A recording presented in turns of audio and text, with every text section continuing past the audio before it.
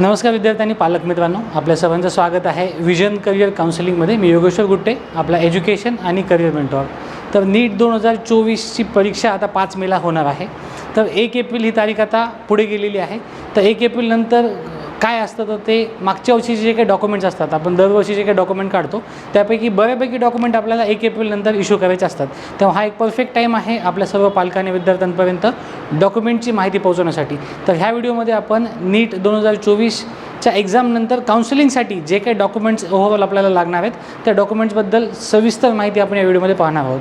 त्या सर्व विद्यार्थ्यांनी पालकांना विनंती आहे की त्यांनी हा व्हिडिओ काळजीपूर्वक पाहायचा आहे, शेवटपर्यंत पाहायचा आहे. आणि यामध्ये काही क्वेश्चन्स किंवा डाऊट असेल तुम्ही आम्हाला या व्हिडिओच्या कमेंट सेक्शनमध्ये किंवा आम्हाला आमच्या नंबरवरती कॉल किंवा मेसेज करून जर काही डाऊट्स असेल तर विचारू शकतात.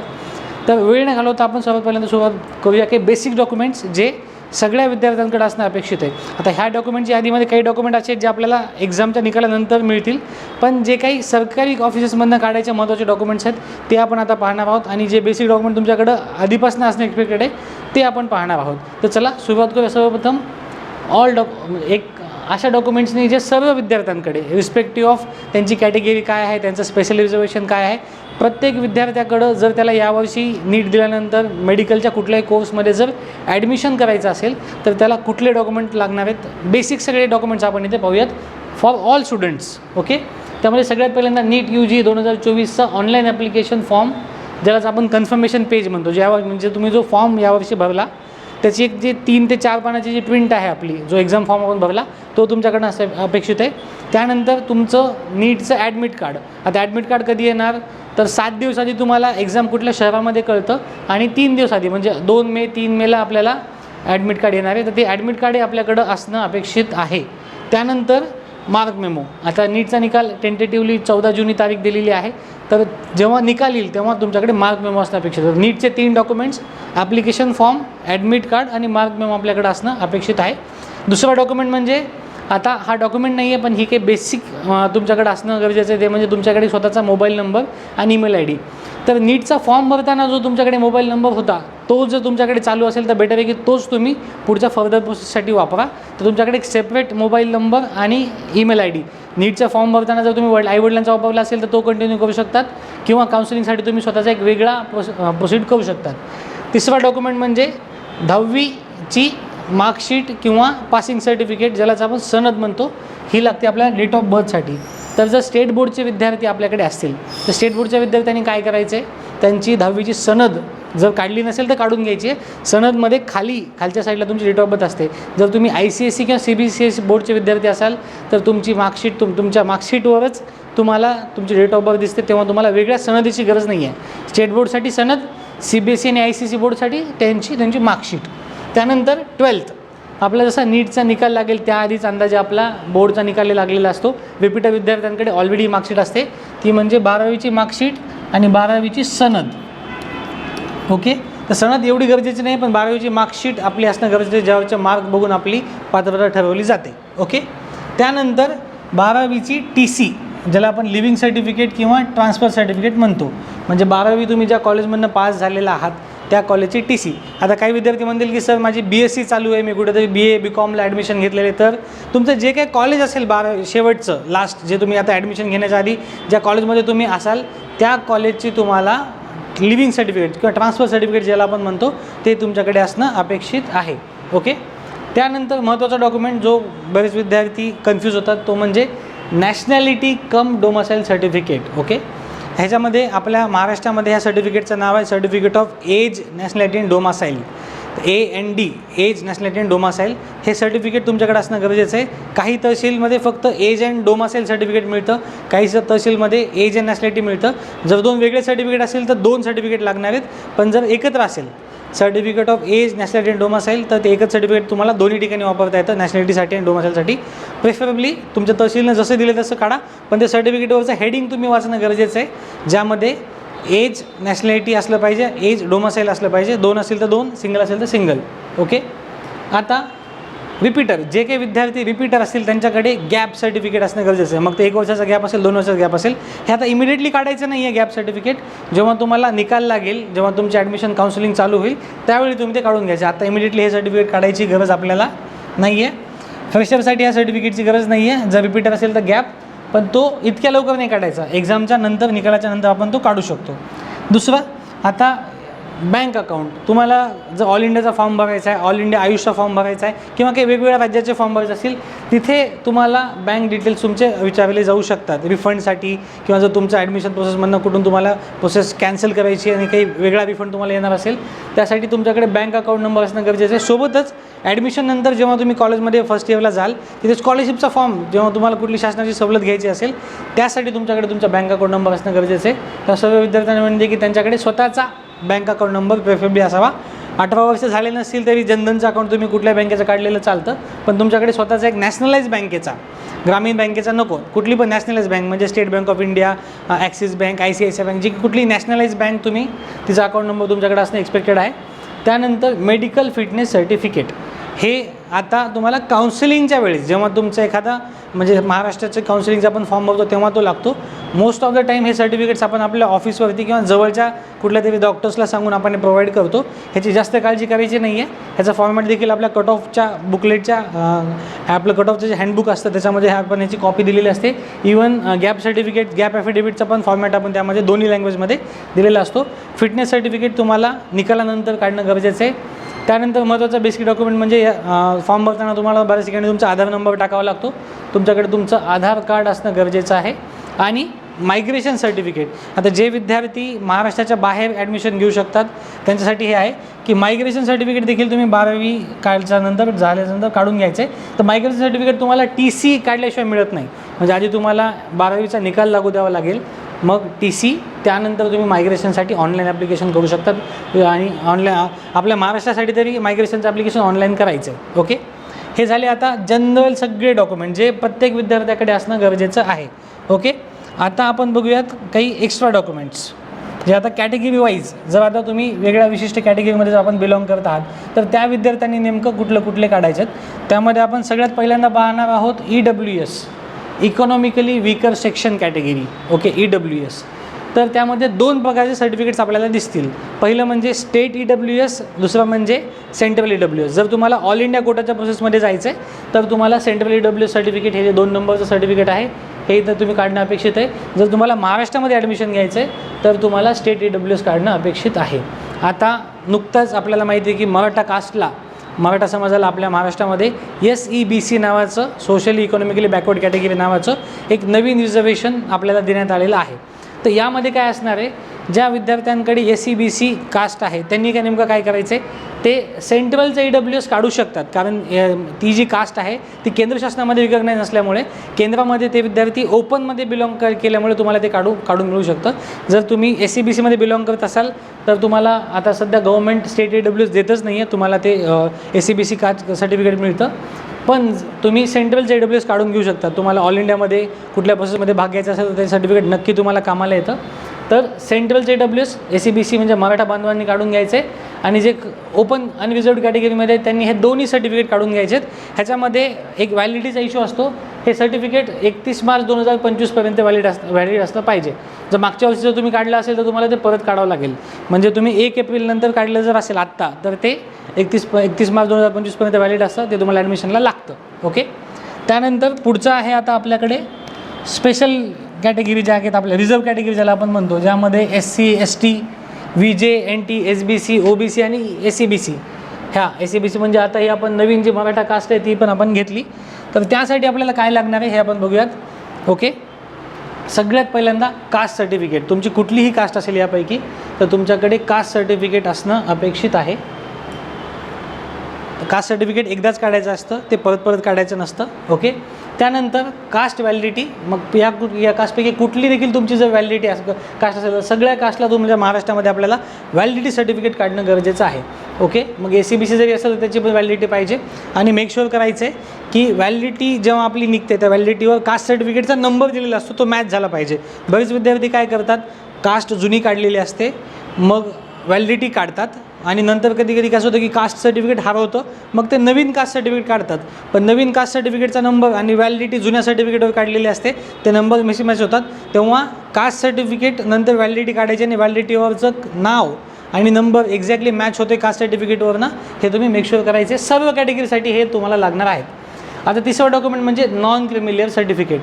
फक्त SC आणि ST कास्ट वगळता बाकी सगळ्यांकडे जर तुम्हाला कॅटेगरी रिझर्वेशन क्लेम करायचं असेल तर त्यासाठी नॉन क्रिमिलियर सर्टिफिकेट आपल्याकडे असणं गरजेचं आहे. कास्ट, व्हॅलिडिटी, नॉन क्रिमिलियर ह्यापैकी एकही डॉक्युमेंट जर आपल्याकडे नसेल तर आपल्याला कॅटेगरीचा बेनिफिट घेता येत नाही. तेव्हा VJ, NT, SBC, OBC, SC, BC तिन्हीकडे नॉन क्रिमिलियर म्हणजे हे तिन्ही डॉक्युमेंट्स तिन्ही कॅटेगरीकडे असणं गरजेचं आहे. फक्त SC आणि ST कॅटेगरीला नॉन क्रिमिलियर सर्टिफिकेट नसतं. त्यांच्याकडे फक्त कास्ट आणि व्हॅलिडिटी ह्या 2 कागदावरच त्यांना कॅटेगरीचे सगळे बेनिफिट मिळतात. पण ह्या बाकीच्या सगळ्या कॅटेगरीनी नॉन क्रिमिलियर काढायचे. SC STनी फक्त कास्ट आणि व्हॅलिडिटी हे 2च डॉक्युमेंट आपण इश्यू करायचे आहेत. आता जर तुम्हाला सेंट्रल काउन्सिलिंग म्हणजे ऑल इंडिया कोटाची जी काउन्सिलिंग असते मग ती MBBS BDC असेल किंवा आयुष्य असेल त्यामध्ये जर तुम्हाला भाग घ्यायचा आहे तर त्यासाठी तुम्हाला सेंट्रल गव्हर्नमेंटचं caste certificate issued after 1 April 2024 हे बघा म्हणजे की 1 एप्रिल नंतर काढलेलं सर्टिफिकेट तुमच्याकडे असणं गरजेचं आहे. ओके. जर तुम्ही VJ पासून SEBCपर्यंत कुठल्याही कॅटेगरीला बिलॉंग करत असाल तर तुमच्याकडे आणि जर सेंट्रलचं तुम्हाला सर्टिफिकेट काढायचं तर ते 1 एप्रिल 2024 नंतर काढलेलं पाहिजे म्हणजे ते 31 मार्च 2025पर्यंत व्हॅलिड असलेलं सर्टिफिकेट पाहिजे. शेड्यूल कास्ट आणि शेड्यूल ट्राईब SC आणि STकडे हे जे सेंट्रलचं सर्टिफिकेट आहे हे किती जुनं असलं तरी चालतं, त्याला काही व्हॅलिडिटी नसते. ते सर्टिफिकेट एकदा काढलं की ते किती वर्ष व्हॅलिड असतं. पण जर तुम्ही या काही कॅटेगरीमध्ये असाल VJ, NT, SBC, OBC तर याच्यामध्ये तुम्हाला सेंट्रलमध्ये ह्या सगळ्या कास्ट OBCमध्ये तर तुमच्याकडे सेंट्रलचं कास्ट सर्टिफिकेट असणं गरजेचं आहे. SC STकडे पण सेंट्रलचं कास्ट सर्टिफिकेट असणं गरजेचं आहे. बरेच विद्यार्थी SC ST यामध्ये चुका करतात. त्यांना वाटतं की माझं स्टेटचं सर्टिफिकेट म्हणजेच सेंट्रलचं आहे, पण तसं नसतं. जर तुम्हाला ऑल इंडिया कोटाच्या प्रोसेसमध्ये भाग घ्यायचा असेल तर तुम्हाला हे सेंट्रल कास्ट सर्टिफिकेट सगळ्यांकडे असणं गरजेचं आहे. फरक फक्त एवढा आहे की कॅटेगरीसाठी 1 एप्रिल नंतरचं पाहिजे, SC STसाठी जुनं पण चालतं. ठीक आहे. आता ह्या झाल्या एकदम बेसिक सगळ्या कास्टबद्दलचे म्हणजे बेसिक आपल्याकडे ओपन आणि रिझर्व्ड कॅटेगरीचे सगळे डॉक्युमेंट्स आपण कव्हर केलेले आहेत जे आपल्याला ॲडमिशन करताना किंवा ॲडमिशन नंतर लागणार आहे. तेव्हा ह्या सगळ्या डॉक्युमेंटची यादी सगळ्यांनी व्यवस्थित नोट करून घ्यायची आहे. चेक करायचे आपल्याकडे कुठले डॉक्युमेंट्स नाही आहेत आणि जे नसतील ते डॉक्युमेंट लवकरात लवकर इश्यू करून घ्यायचा प्रयत्न करायचा आहे. पुढे आपण बघूयात की आता काही स्पेशल कॅटेगरीज आहेत. त्या स्पेशल कॅटेगरीसाठी काय काय लागतात. या कॅटेगरीमध्ये जास्त विद्यार्थी नसतात पण सर्व विद्यार्थ्यांना सर्व डॉक्युमेंट माहिती असावे त्यासाठी आपण ही माहिती देतो आहे. त्यामध्ये सगळ्यात पहिली कॅटेगरी आपण बघूया डिफेन्स. ओके. जर आपण डिफेन्समध्ये बिलॉंग करत असाल, डिफेन्स म्हणजे त्यामध्ये 3 सब कॅटेगरी आपल्याला दिसतील. Defence 1, defence 2, defence 3. डिफेन्स 1 म्हणजे एक्स सर्व्हिसमन, डिफेन्स 2 म्हणजे ॲक्टिव्ह सर्व्हिसमन, डिफेन्स 3 म्हणजे ॲक्टिव्ह सर्व्हिसमन विथ ट्रान्सफर. तर जर तुम्ही डिफेन्स 1मध्ये असाल तर तुमच्याकडे एक्स सर्व्हिसमनचं सर्टिफिकेट प्लस जे काही डिफेन्स पर्सन आहेत तुमचे वडील असतील किंवा आई असेल त्यांचं महाराष्ट्राचं डोमासाईल असणं गरजेचं आहे डिफेन्स 1मध्ये.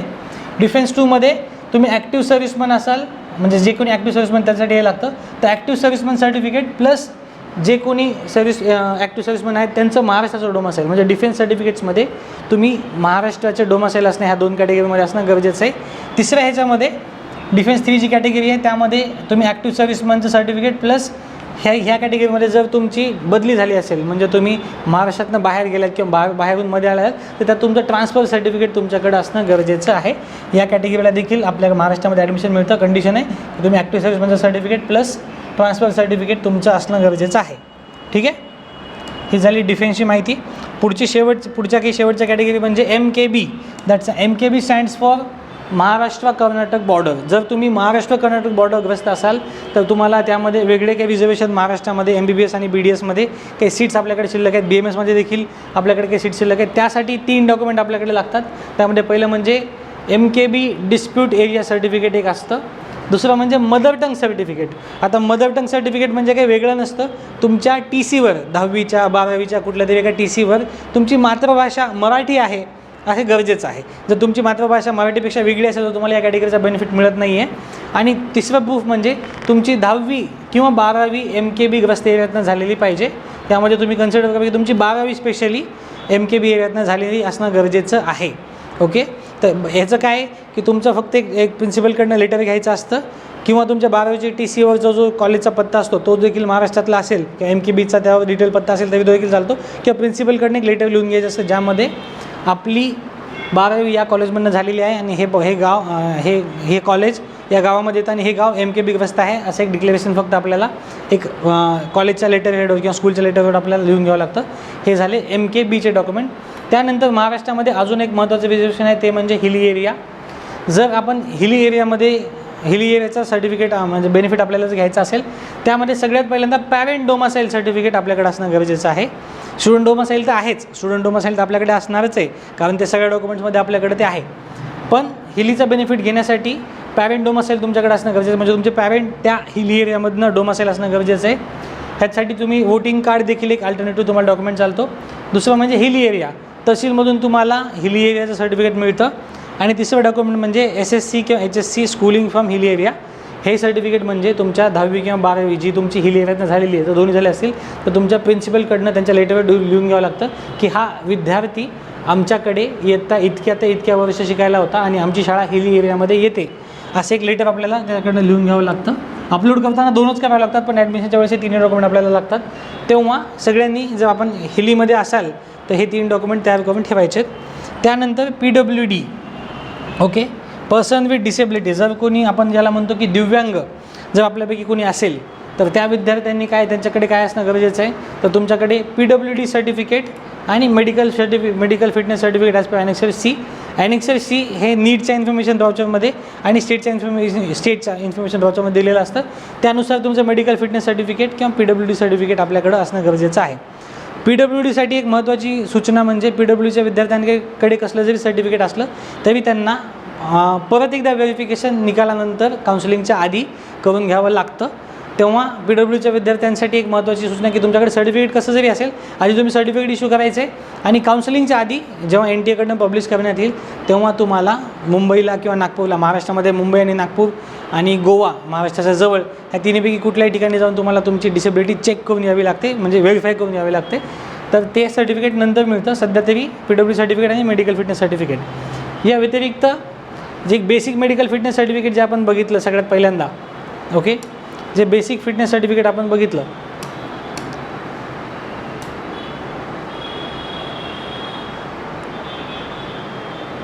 ओके, हे सगळ्या विद्यार्थ्यांकडे असणं अपेक्षित आहे. मेडिकल फिटनेस सर्टिफिकेट, PWDचं सर्टिफिकेट वेगळं आणि हे सर्टिफिकेट वेगळं असणार आहे, तर त्याच्यामध्ये कन्फ्यूज होऊ नका. आय होप ही सगळी माहिती तुम्ही शांतपणे ऐकलेली आणि तुम्हाला समजलेली आहे. या माहितीमध्ये जर तुम्हाला काही कन्फ्युजन असेल, जर काही डाऊट्स असतील तर तुम्ही आम्हाला आमच्या नंबर्सला कॉल किंवा मेसेज किंवा व्हॉट्सॲप करून विचारू शकतात. आमचे नंबर्स तुम्हाला या व्हिडिओच्या शेवटी दिसतील डिस्प्ले पेजमध्ये, तर ते नंबर तुम्ही नोट करून घ्यायचे आहेत. आणि जर तुम्हाला मेडिकल काउन्सिलिंगसाठी आपल्या ग्रुपमध्ये जॉईन करायचं असेल तर आमच्या दिलेल्या नंबरला किंवा हा जो नंबर जर तुम्हाला दिसतो आहे या नंबरला जर तुम्ही व्हॉट्सॲपला मेसेज कराल तर तुम्हाला आपल्या चॅनलची लिंक येईल. तर 9325711805 या नंबरला जर तुम्ही व्हॉट्सअपला मेसेज कराल तुम्हाला आमच्या मेडिकल अँड इंजिनिअरिंग ग्रुपची माहिती मिळेल. आय होप ही माहिती तुम्हाला समजली आहे. जर हा व्हिडिओ आपल्याला आवडला असेल तर हा व्हिडिओ जास्तीत जास्त विद्यार्थी आणि पालकांपर्यंत आपण पाहायचा आहे. तर विद्यार्थी मित्रांनो, हे आहेत आपले नंबर्स, जेव्हा तुम्ही कॉन्टॅक्ट करून जर तुम्हाला मेडिकल ॲडमिशन प्रोसेसमध्ये काही जरी अडचण असेल ती आम्हाला विचारू शकतात. हे नंबर सगळ्यांनी सेव्ह करून घ्यायचे आणि आपले डाऊट्स किंवा क्वेश्चन असेल ते आम्हाला विचारायचे आहेत.